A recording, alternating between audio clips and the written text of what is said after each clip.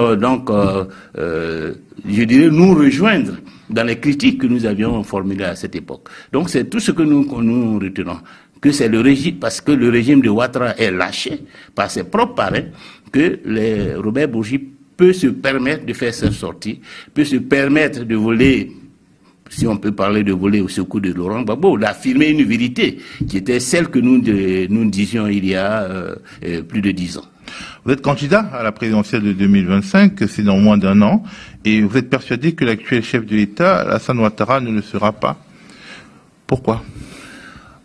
Parce que sa candidature pose plus de problèmes qu'elle n'apporte de solutions. En 2020 déjà, elle posait plus de problèmes. En 2020 déjà, il était dans l'illégalité par rapport à cette candidature, qui était anticonstitutionnelle. Nous l'avions dénoncé.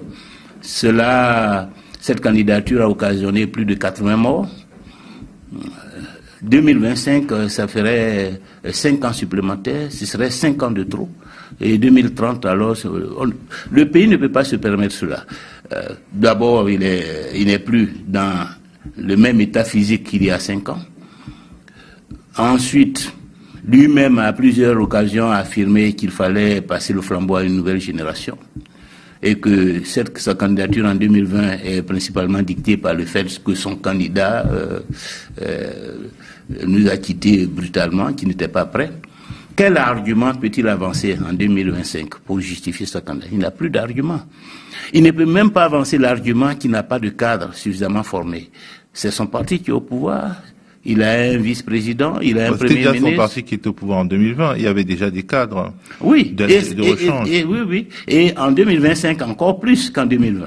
Alors, donc, il n'y a aucune raison. Ensuite, pour la Côte d'Ivoire, il est important que nous puissions tourner cette page.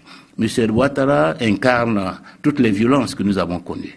Il est bon qu'on tourne la page avec lui, avec son départ, pour que nous puissions écrire une nouvelle page de l'histoire de notre pays. Il ne faut pas que, par son maintien, nous